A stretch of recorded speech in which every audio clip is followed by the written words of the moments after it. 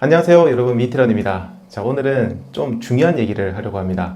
여름 달리기를 할 때 여러분들이 꼭 아셔야 되는 정보고요. 이게 제가 유튜버라서 이런 말을 하는 게 아니라 오늘 영상은 좀 끝까지 봐주셨으면 좋겠어요. 그리고 영상 마지막에는 굉장히 좋은 꿀팁도 알려드리도록 하겠습니다. 오늘의 주제 바로 일사병과 열사병입니다. 자, 우선 일사병과 열사병의 원인을 먼저 좀 알아볼게요. 일사병은 뜨거운 태양에 오랫동안 노출이 되면서 생기는 문제인데요. 장시간 땀을 흘리면서 염분과 수분이 부족해서 이런 문제가 생깁니다. 반면 열사병은 오랜 시간 고온의 환경에 노출돼서 우리 몸이 스트레스를 받게 되고, 그것 때문에 체온 조절을 하는 몸의 기능이 상실이 된 거예요. 그러니까 우리 몸이 열을 컨트롤하지 못하게 되는 거죠. 이게 이름이 둘 다 굉장히 비슷하니까 굉장히 헷갈립니다. 저도 지금도 헷갈려요, 사실. 그래서 여러분들, 일사병의 일은 태양, 열사병의 열은 말 그대로 열, 이렇게 생각하시면 구분하시기가 조금 쉬우실 겁니다. 자, 다음은 일사병과 열사병의 증상을 한번 알아볼게요. 우선 일사병은요, 체온이 살짝 올라가고 땀이 납니다. 그래서 피부가 축축해지고 약간 어떨 때는 좀 차가워지기도 해요, 땀 때문에. 그리고 어지럽고 두통이 생기고 식욕도 떨어지고 무기력감에 빠지죠. 맥박도 조금 늘어지고요. 이게 심각하면 의식을 잃기도 하는데 거기까지는 많이 안 가시는 것 같고요. 어떻게 보면 이제 어지러움증 이런 것들을 굉장히 많이 느끼신다 생각하시면 됩니다. 그리고 열사병은 아까 얘기 드린 것처럼 열을 컨트롤하는 기능을 상실한 거잖아요. 그렇기 때문에 땀이 나지 않습니다. 땀이 나지 않고, 그래서 피부가 건조한데 몸은 굉장히 뜨겁고 열이 많이 나요. 그리고 이 열 때문에 피부가 붉게 변하고 또 어지럽고 심하면 의식을 잃게 됩니다. 다음은 이 두 증상이 발병을 할 때 조치 방법에 대해서 좀 얘기를 드릴게요. 우선 몸에서 열 때문에 생기는 증상이니까 당연히 몸을 식혀주는 게 필요할 겁니다. 그래서 그늘로 이동을 하고 시원한 물을 피부에 좀 뿌린다든지 수건에 물을 적셔서 열을 식혀주는 이런 걸 해주시게 되는데, 자, 이것 말고 굉장히 중요한 차이점이 있어요. 이걸 좀 잘 알고 계셔야 될 것 같은데, 그건 뭐냐면 병원을 가는 타이밍 혹은 어떤 의료적인 조치를 취하는 타이밍이라고 보시면 됩니다. 일단 일사병 같은 경우에는요, 아까 얘기한 것처럼 몸을 좀 식히면서 증상을 좀 지켜보고 호전이 되지 않거나 오히려 점점점 심해진다, 그러면 119를 부른다거나 병원을 가시면 됩니다. 그런데 열사병 같은 경우에는요, 대부분 열사병까지 가면 굉장히 심각한 상태인 경우가 많아요. 그래서 가급적이면 119를 먼저 부르신다거나 아니면 병원으로 이동을 하시는 게 좋습니다. 그리고 이동을 하거나 119가 도착하기 전까지 몸을 좀 식혀주는 거죠. 이렇게 해주는 게 필요한데, 그냥 열사병인 것 같은데 몸을 식혀주고 호전되기를 바라는, 그리고 좀 지켜보고 나서 아니다 싶으면 병원을 가겠다라고 하게 되면 이 호전을 바라는 그 시간 동안 큰일이 날 수 있습니다. 이미 우리 몸의 체온 조절 장치가 망가진 상태이기 때문에 이거는 가만히 놔둔다고 나아지는 게 아니라 빨리 치료를 하는 게 좋습니다. 자, 그리고 일사병 같은 경우에는 아까 얘기한 것처럼 수분이나 이런 것들이 부족해서 생기기도 하거든요. 그래서 부족한 수분이나 염분을 보충해줘야 되기 때문에 물이라든지 시원한 이온 음료 이런 것들을 마시면 좋습니다. 다만 좀 피하셔야 되는 게 있는데, 이뇨작용을 하는 커피, 맥주 같은 것들은 아무리 시원해도 드시지 않는 게 좋습니다.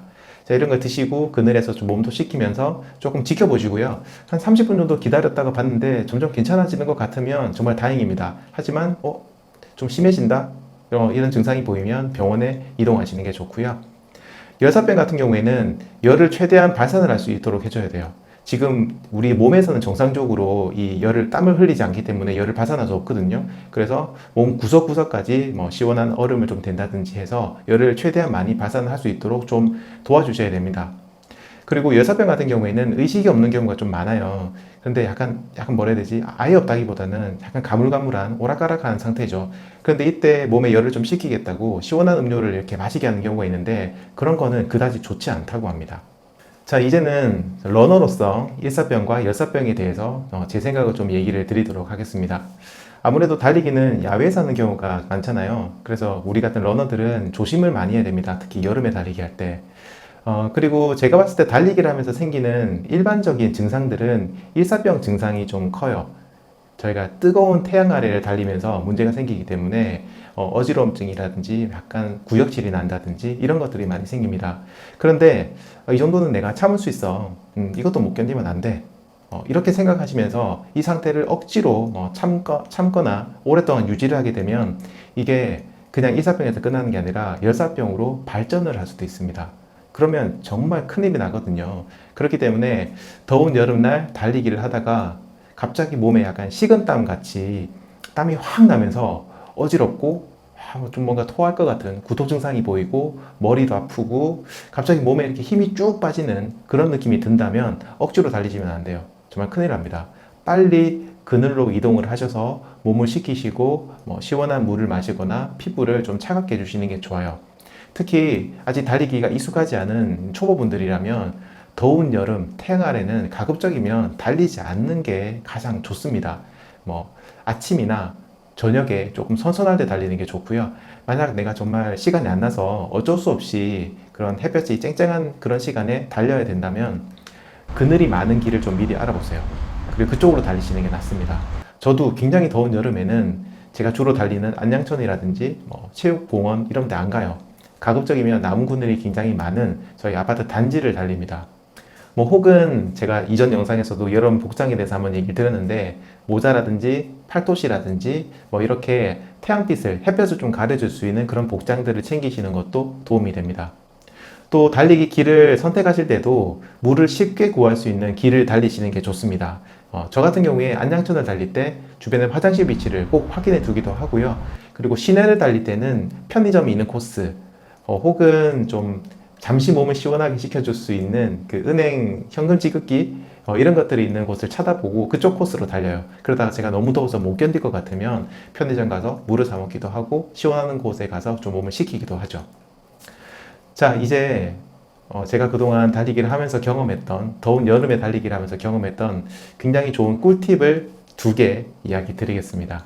자, 첫 번째 꿀팁. 일사병이 좀 걱정되시는 분들, 그런 분들은 물통을 가지고 나가시면 굉장히 좋겠죠. 그래서 수분 섭취를 빨리 좀 해주는 게 좋거든요.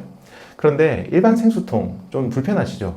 약간 둥글하고 좀 두껍잖아요. 이런 것들을 손에 들고 달리기도 좀 힘들고 주머니, 허리에 차는 밴드 같은 것들 이런 데 넣으면 뭔가 덜렁덜렁하는 느낌이 납니다. 주머니가 달려있는 것도 마찬가지로 덜렁덜렁 거려요. 자, 이럴 때는요. 트레일 러닝 제품들 중에 보면 이 위에 조끼 같은 거에 넣을 수 있는 약간 비닐이라고 해야 되나? 이런 소재로 되어 있는 작은 물통들이 있어요. 이런 것도 구매하셔가지고 들고 다니시면 주머니 넣기 굉장히 편하고 몸에 착 달라붙기 때문에 좀 덜렁거리는 느낌도 줄여줍니다. 이걸 구매하시는 게 조금 부담이 되신다면요. 약국에 가셔서 아이들용 시럽통 60cc나 100cc짜리를 몇 개 달라고 하면 거의 대부분 무료로 주실 거예요. 아니면 굉장히 싸게 파실 겁니다. 자, 이거를 한 2개 정도 물을 넣어서 가지고 나가시면 굉장히 좋습니다.